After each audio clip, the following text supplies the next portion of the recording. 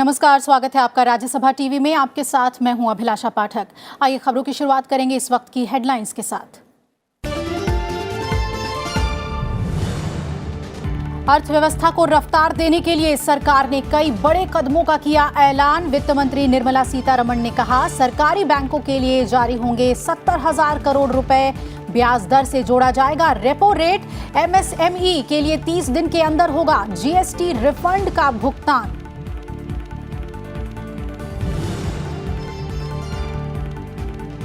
दशहरे से आयकर मामलों की फेसलेस होगी स्क्रूटनी। सरकार ने विदेशी और घरेलू निवेशकों पर सरचार्ज में बढ़ोतरी और कैपिटल गेन पर वापस लिया सरचार्ज। हाउसिंग फाइनेंस कंपनी को 20,000 करोड़ रुपए की मदद।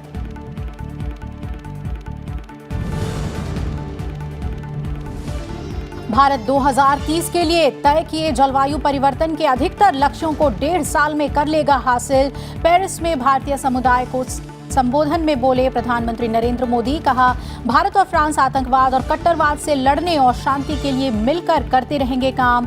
दोनों देशों के रिश्तों को दिया इंफ्रा का नाम।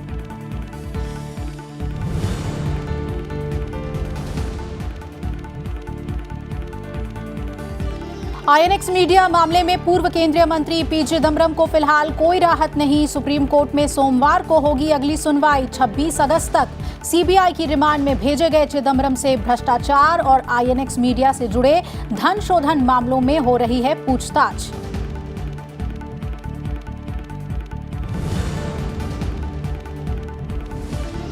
और आतंकवाद के पनाहगाह पाकिस्तान को बड़ा झटका। Financial action task force Asia Pacific group ने किया ब्लैकलिस्ट। आतंकियों को वित्तीय मदद रोकने में नाकाम रहा Pakistan.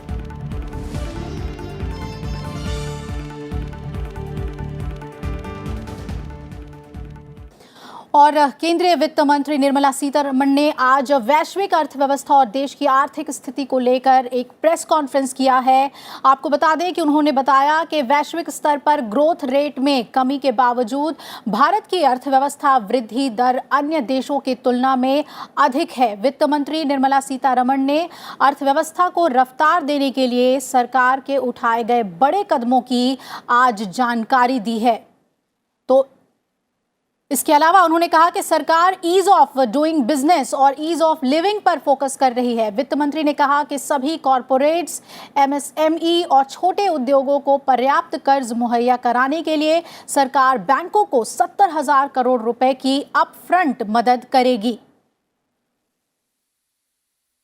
Measures that we are coming up with for the banks, for NBFCs and for MSMEs.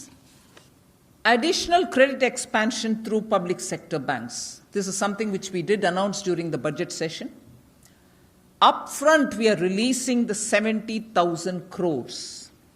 Upfront, we are releasing the 70,000 crores and additional lending and liquidity to the tune of 5 lakh crores can be made available by providing this upfront capital for the PSBs. वित्त मंत्री ने कहा कि home loan, car loan और corporate loan को भी सीधे repo rate से जोड़ा जाएगा, जिससे भविष्य में रेपो रेट में होने वाली कमी का पूरा फायदा अंतिम ग्राहकों तक पहुंचेगा। एनएचबी से हाउसिंग फाइनेंस कंपनियों को 20,000 करोड़ का सपोर्ट दिया जाएगा ताकि लोन दिया जा सके। एनबीएफसी को जारी प्री पेमेंट के नोटिस को बैंक मॉनिटर करेंगे। होम लोन, एमएसएमई लोन की एप्लीकेशन की ऑनलाइन ट्रैकिंग भी की जा सकेगी। Banks have now decided to pass on any rate cut through the MCLR reduction to benefit all borrowers. It's a decision which the banks have made. I'm very grateful because during the consultation we emphasized on the total, irrespective of the segments, people saying that the benefits of rate reduction don't reach them at all. Or if it reaches in trickles, or if it reaches, the trickles last over several months and years. So there was this across the board grievance that interest rates not being passed down to the customer is affecting, in spite of Reserve Bank having brought it down several times. So now we are very grateful all the banks have agreed and they said that they shall pass on the rate. MSME के सभी pending GST refund 1 महीने के भीतर सुलझा लिए जाएंगे। नए मामले में 60 दिन के भीतर जीएसटी का रिफंड कर दिया जाएगा। बैंक और एमएसएमई के लिए वन टाइम लोन सेटलमेंट की सुविधा भी मिलेगी। वित्त मंत्री ने करदाताओं का उत्पीड़न समाप्त करने से जुड़े कर सुधारों के बारे में कहा कि अब सभी कर नोटिस केंद्रीयकृत प्रणाली से जारी होंगे। दशहरे से आयकर मामलों की फेसलेस होगी सारी स्क्रूटनी और सरकार ने विदेशी और घरेलू निवेशकों पर सरचार्ज में बढ़ोतरी और कैपिटल गेन पर सरचार्ज वापस ले लिया जाएगा। ये बातें बताई हैं आज। और प्रेस कॉन्फ्रेंस में आज वित्त मंत्री ने क्या कुछ खास बातें कही, इस पर लगातार नजर बनाई हुई है हमारी संवाददाता कृति मिश्रा। उनका रुख करते हैं। कृति, क्या जो मोटी बातें हैं जो सीधे तौर पर आम लोगों से और ज्यादा जुड़ी हुई हैं वो जानना चाहेंगे आपसे। जी हाँ अभिलाषा, देखिए आपको याद होगा कि जब बजट सेशन चल रहा था तब लगातार वित्त मंत्री कई सेक्शन से वो मीटिंग कर रही थी, चाहे फिर वो किसान हो या फिर ऑटोमोबाइल सेक्टर के लोग हों, इंडस्ट्री के रिप्रेजेंटेटिव्स हों, और उन्हीं सब मुलाकातों और जो भी उन्होंने सुझाव दिए थे उसका नतीजा है आज ये जो बड़े रिफॉर्म्स जो सरकार ने अनाउंस किए हैं।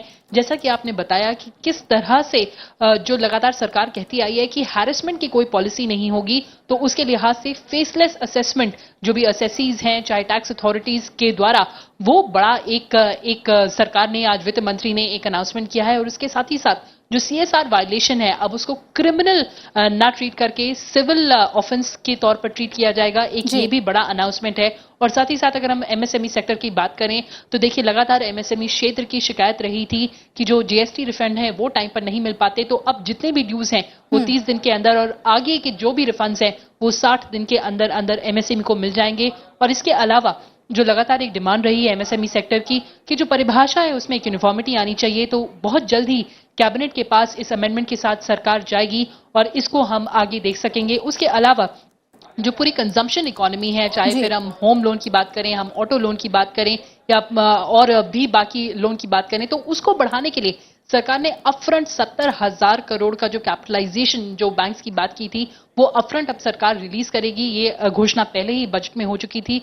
और उसके अलावा लिक्विडिटी बढ़ाने के लिए भी और भी एलोकेशन किया जा सकता है जिससे पूरे जो कंजम्पशन इकोनॉमी है उसको बढ़त मिले। और साथ ही साथ अगर हम स्टार्टअप्स की बात करें तो एक डेडिकेटेड सेल बनेगी जो सीबीडीटी मेंबर उसको हेड करेगा, जितने भी टैक्स उनके प्रपोजल्स हैं उसको देखने के लिए। और साथ ही एंजल टैक्स जो लगातार शिकायत रही है स्टार्टअप्स की उसको भी सरकार ने हटाया है। और वहीं अगर हम ऑटोमोबाइल सेक्टर की बात करें तो BS4 व्हीकल जो है उसका रजिस्ट्रेशन जब तक रहेगा तब तक वो गाड़ियां चलेंगी। और साथ ही जो स्क्रैपेज पॉलिसी है उसके लिए भी सरकार एक नए पूरे नियम लाएगी। और इसके अलावा जो अभी तक बैन था सरकारी डिपार्टमेंट्स में नए व्हीकल प्रोक्योरमेंट के लिए उसको भी सरकार ने हटाया है। तो बहुत बड़े ये अनाउंसमेंट्स हैं जो आज वित्त मंत्री निर्मला सीतारमण के द्वारा किए गए हैं। और साथ ही अभिलाषा मैं आपको बताना चाहूंगी कि अभी ये सिर्फ पहला ट्रांच था, अगले हफ्ते जो होम बायर्स हैं उनके लिए भी बड़ा सोल्यूशन लेकर आएगी सरकार। तो कहा जा सकता है ये जो पूरी इकोनॉमिक साइकिल है उसको और बढ़त मिलेगी और जो सरकार का सपना है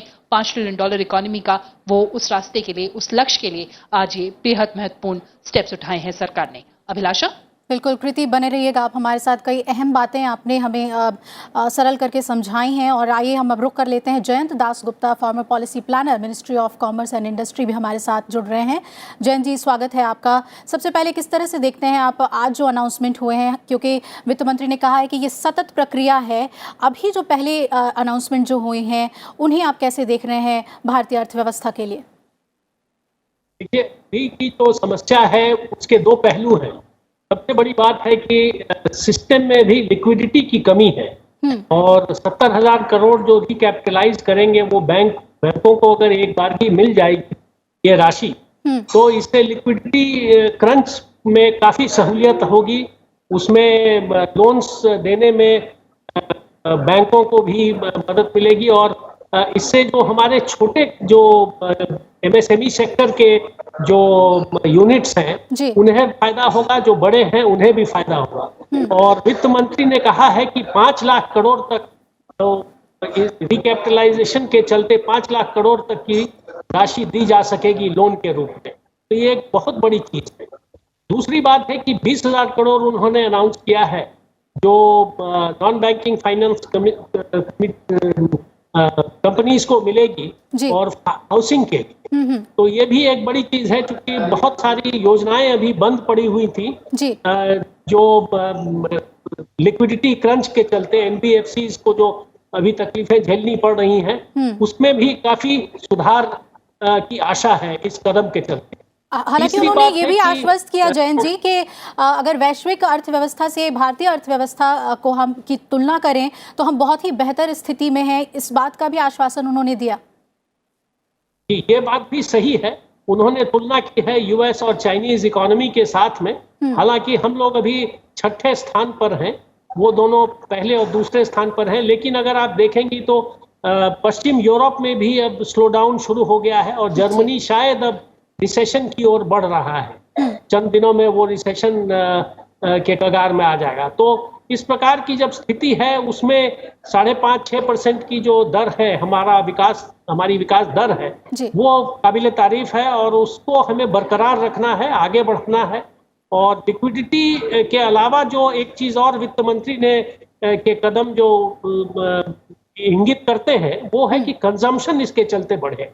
जब हमारे कंज्यूमर्स को गाड़ियां वो खरीदने में सहूलियत होगी, लोन मिलेंगे, मकान खरीदने में, फ्लैट खरीदने में सहूलियत होगी, अन्य जो भी उनके जरूरी सामान है वो उनपे एफएमसीजी सेक्टर में भी कुछ स्लो डाउन हुआ था, तो उसमें भी जब एक नई ऊर्जा आएगी तो फिर इकोनॉमी चल पड़ेगी और अधिक हम उन्नति कर सकेंगे, प्रगति कर सकेंगे। बिल्कुल, और सरकार की खास तौर पर नज़र है इस वक्त इकोनॉमी को लेकर, और जो वैश्विक मंदी है उससे भी हम कैसे निपटें, उसका असर भारतीय अर्थव्यवस्था पर ना पड़े। बहुत बहुत शुक्रिया जयंत जी आपका, कई अहम बातें आपने हमें समझाई।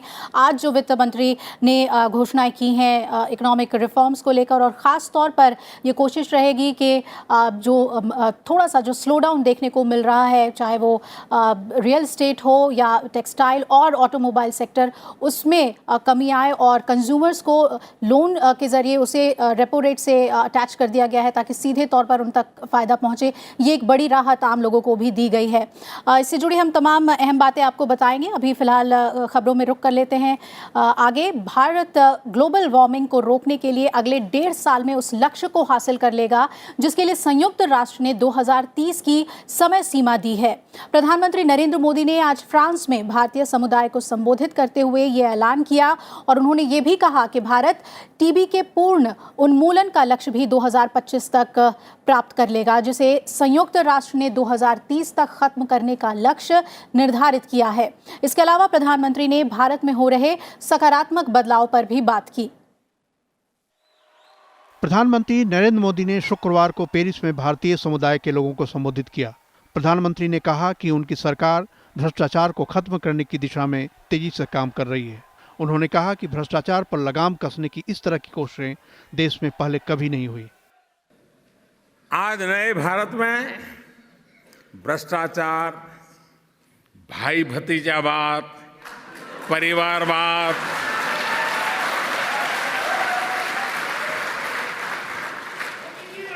जनता के पैसे की लूट, आतंकवाद,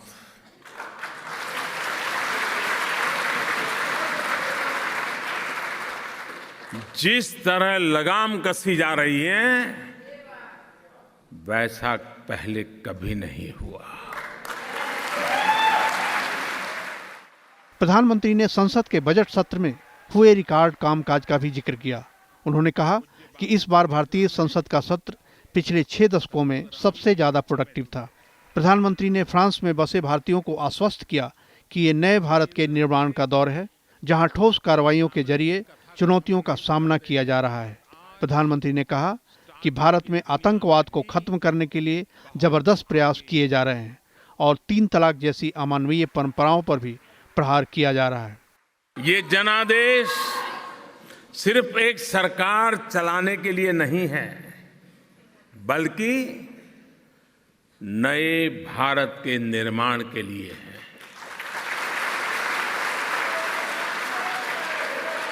एक ऐसा नया भारत जिसकी समृद्ध सभ्यता और संस्कृति उस पर पूरे विश्व को गर्व हो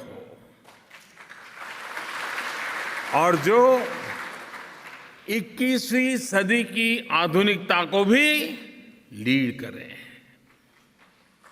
ऐसा नया भारत जिसका focus ease of doing business पर भी हो और जो ईज ऑफ लिविंग की भी सुनिश्चित करने के लिए हर कदम उठाएं। प्रधानमंत्री नरेंद्र मोदी ने भारत फ्रांस रिश्ते को इंफ्रा नाम दिया।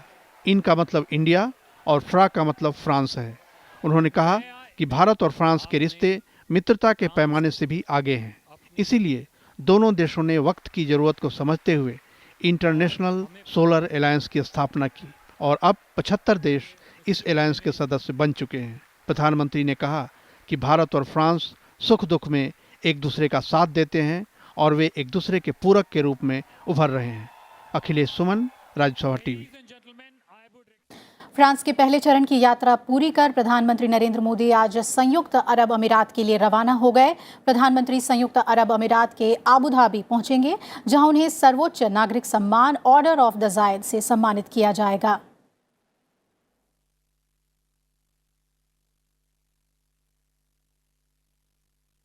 आबू धाबी के लिए रवाना होने के पहले प्रधानमंत्री पेरिस में यूनेस्को मुख्यालय भी गए, जहां उनका परंपरागत तरीके से स्वागत हुआ। प्रधानमंत्री ने यूनेस्को के महानिदेशक आउद्रे अजोले से मुलाकात भी की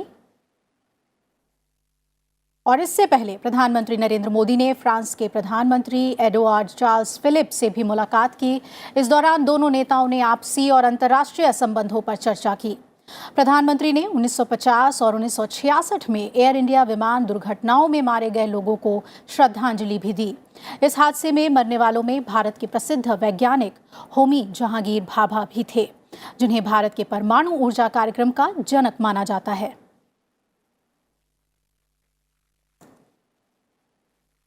रक्षा मंत्री राजनाथ सिंह ने आज लखनऊ में मध्य कमान मुख्यालय और 11 गोरखा राइफल रेजिमेंटल का दौरा किया। रक्षा मंत्री ने सैनिकों को दी जा रही सुविधाओं का जायजा लिया और जवानों से बातचीत भी की। इस दौरान जवानों ने पैरा स्लाइडिंग, रॉक क्लाइंबिंग और मार्शल आर्ट जैसे विभिन्न प्रशिक्षणों की प्रस्तुति दी। राजनाथ सिंह ने मध्य कमान की युद्ध क्षमता और तत्परता को लेकर खुशी जताई और विश्वास व्यक्त किया। उन्होंने सेवारत सैनिकों और भूतपूर्व सैनिकों के कल्याण के लिए किए जा रहे प्रयासों पर भी खुशी जाहिर की। रक्षा मंत्री ने लखनऊ कैंट के स्मृतिका वार मेमोरियल में जाकर शहीदों को याद किया और उन्हें श्रद्धांजलि अर्पित की। महिला और बाल विकास मंत्रालय ने 44 करोड़ लोगों को पोषण अभियान में शामिल करने का लक्ष्य रखा है। इसके लिए अगले महीने से अभियान की शुरुआत की जाएगी और ये पोषण अभियान पूरे 1 महीने तक चलेगा। महिला और बाल विकास मंत्री स्मृति ईरानी ने आज दिल्ली में आयोजित एक समारोह में इस बारे में जानकारी दी।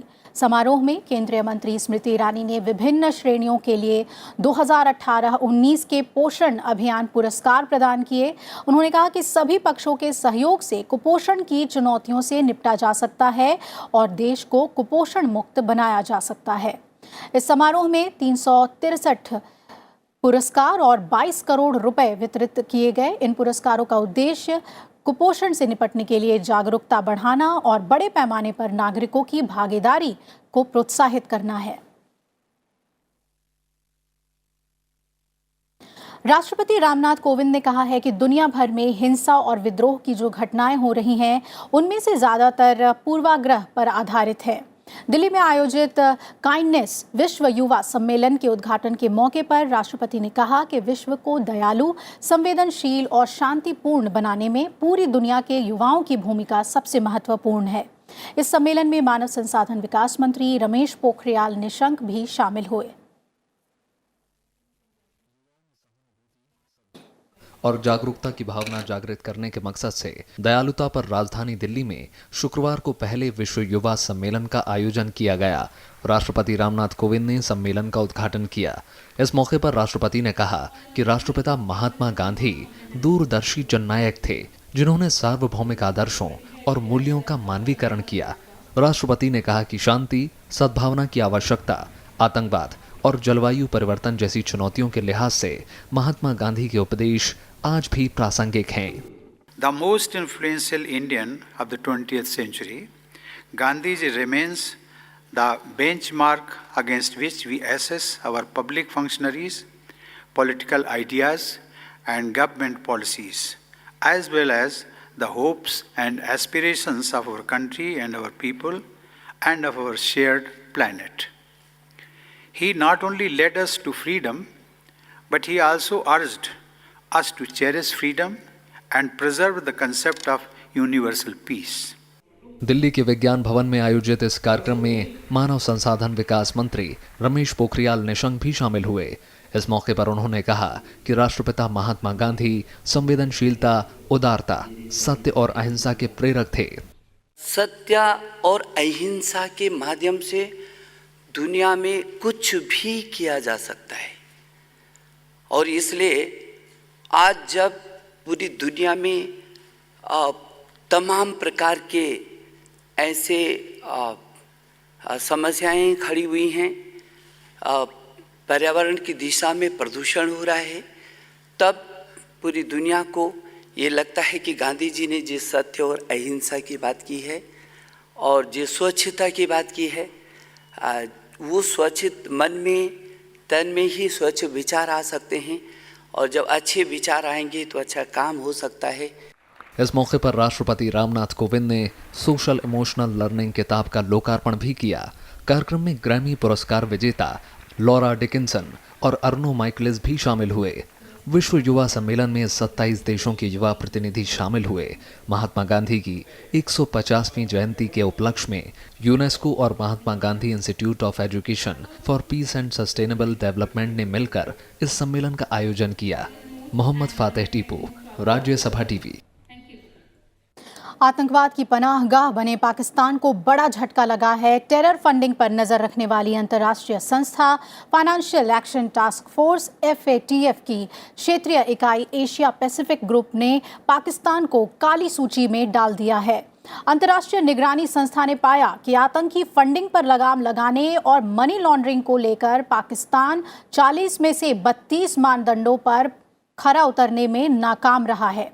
ऑस्ट्रेलिया की राजधानी कैनबरा में आयोजित बैठक में यह फैसला लिया गया। PTI ने एक भारतीय अधिकारी के हवाले से ये खबर दी है। FATF आतंकी फंडिंग पर नजर रखने वाली अंतर्राष्ट्रीय संस्था है जिसका गठन 1989 में किया गया था, जिसने पाकिस्तान को ग्रे लिस्ट में रखा था। तब भी ये बात सामने आई थी कि पाकिस्तान आतंकवाद के खिलाफ कड़े कदम उठाने में नाकाम रहा। इसके बाद से पाकिस्तान इसी कोशिश में जुटा रहा कि वो FATF को एंटी मनी लॉन्ड्रिंग और आतंकवादी वित्त पोषण नियमों के अनुपालन वाले देशों की सूची में शामिल होने से बच जाए। भगवान कृष्ण की लीला स्थली तीर्थ क्षेत्र ब्रज में इस बार 23 और 24 अगस्त 2 दिन कृष्ण जन्माष्टमी मनाई जाएगी, जबकि कृष्ण जन्मभूमि द्वारकाधीश समेत कुछ प्रमुख मंदिरों में जन्मोत्सव 24 अगस्त को मनाया जाएगा।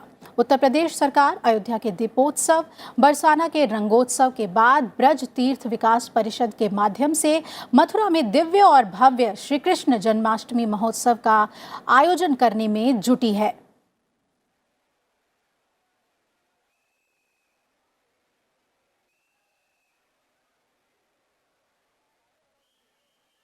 और आइए आपको लिए चलते हैं वृंदावन, जहां मेरे सहयोगी नवविक्रम सिंह मौजूद हैं। नवविक्रम, एक अलग ही छटा, अलग ही भक्ति का रंग देखने को मिलता है ब्रजभूमि में। क्या कुछ तैयारियां जन्माष्टमी को लेकर? जी बिल्कुल, यहाँ अगर मथुरा वृंदावन की बात करें तो यहाँ की छटा ही निराली है। खास तौर पर जब जन्मोत्सव मनाया जाता है इस पूरे ब्रज मंडल में, तो यहाँ एक अलग ही रौनक होती है और एक तरह से आस्था का सैलाब होता है। मैं अपने कैमरा पर्सन से दिखाना चाहूंगा, हम इस समय मौजूद हैं वृंदावन में। वृंदावन में आप देख सकते हैं कि किस तरीके से यहाँ भक्तों का तांता लगा हुआ है। हर कोई आस्था के सागर में डुबकी लगा लेना चाहता है।